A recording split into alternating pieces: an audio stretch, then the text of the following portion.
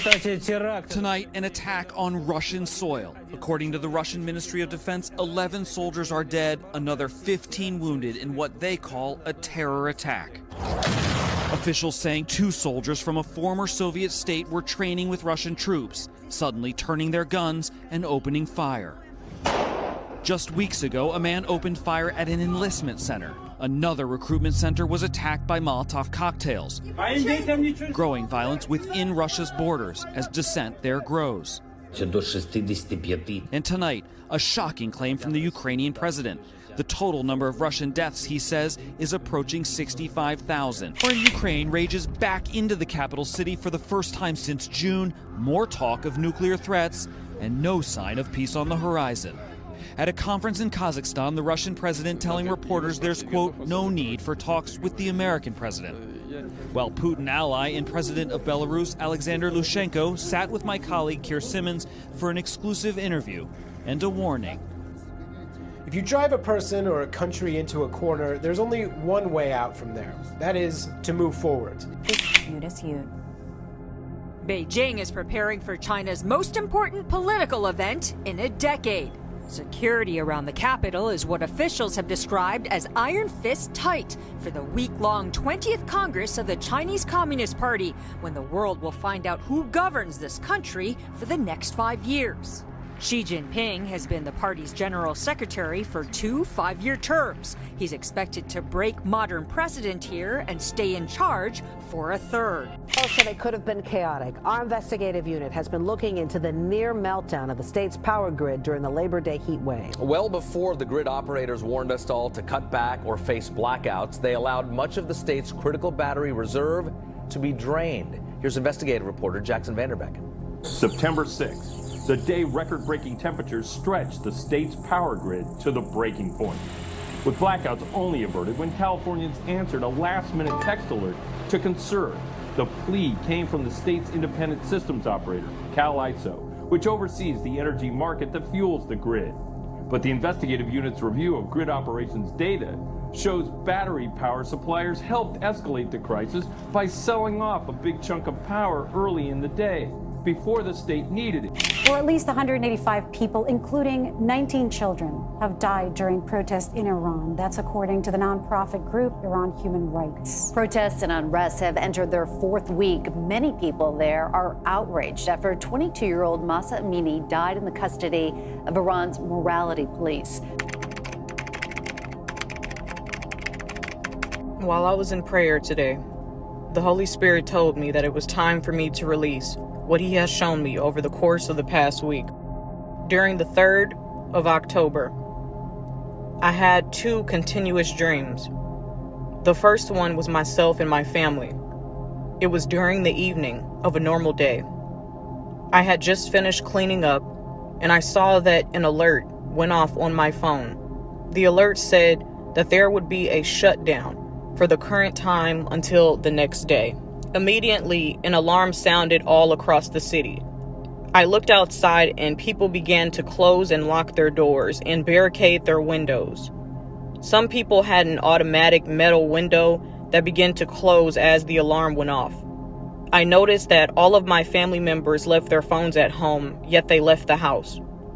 I started panicking since I couldn't reach them.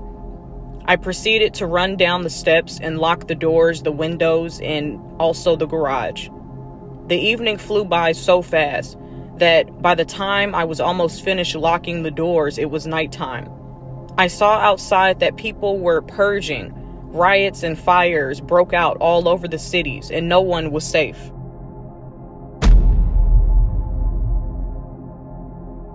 The next day, I had the exact same dream, but something else was different about this one. It happens again, but this time I saw people in trucks. They were wearing masks as I was watching TV with my daughter. When I noticed people trying to invade my backyard, from what I saw, they were going from yard to yard, stealing neighbors' electronics and other goods that they had. I became angry and I ran to my garage door to open it, and I wanted to scare them off of my property. When I opened the door, I saw that they had guns, so I quickly tried to shut the door. Someone slipped through from the bottom, and they tried to steal my items. But when they looked at me, they ran away and they ran to the next house. I felt a hand from above grab me and pull me into the heavens. I was taken to a beautiful garden, and from what I could see, it was a maze. The walls were made of vines, and there were people that were in the garden tending to their duties. I didn't stop to speak to anyone because I was in awe of the atmosphere. The garden was alive. There were clouds that covered the ground. Everything was 10 times brighter and greener and more real than the earth. I knew I was in heaven. I also knew that I was there for a reason. So I followed the maze, and it led me to the middle of the garden.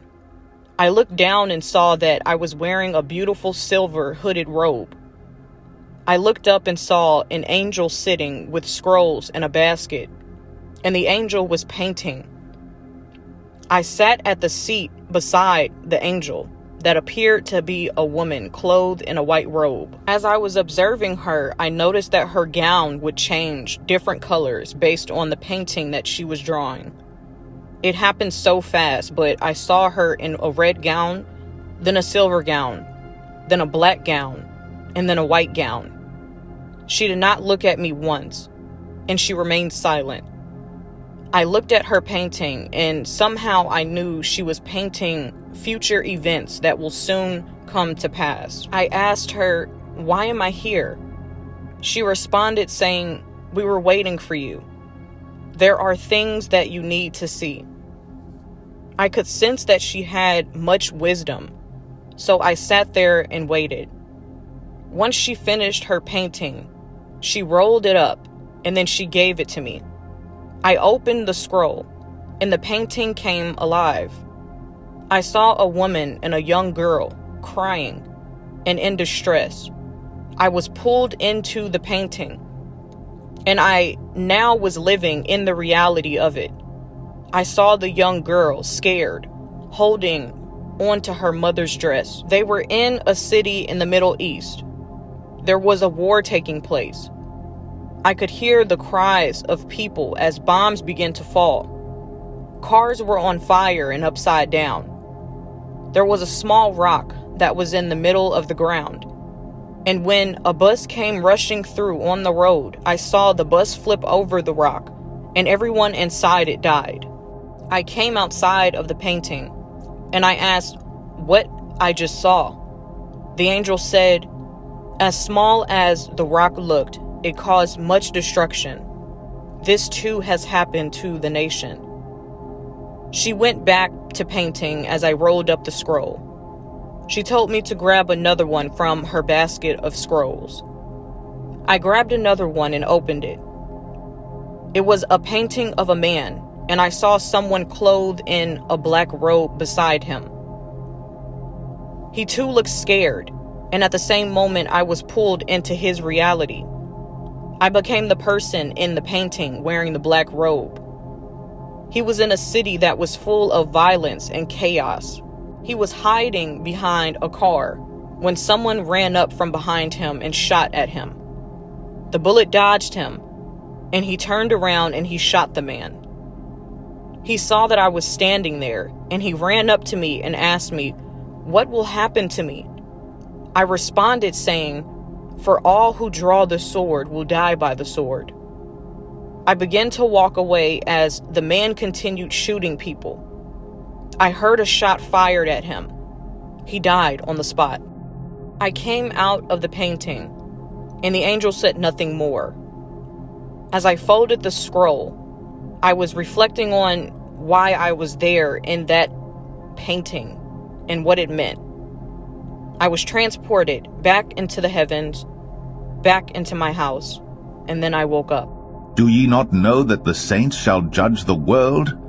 And if the world shall be judged by you, are ye unworthy to judge the smallest matters? October 15th, 2022. I had this encounter that we were all preparing, the world was preparing for a blackout or a power outage that was getting ready to take place. As I went outside of my house, I remember looking up into the sky, and I can see that The atmosphere looked like an eclipse had just taken place. I could tell that from the sky I was looking to see the time that we were in, and that this power outage or this blackout is getting ready to take place very soon. If my people, which are called by my name, shall humble themselves, and pray, and seek my face, and turn from their wicked ways, then will I hear from heaven, and will forgive their sin, and will heal their land.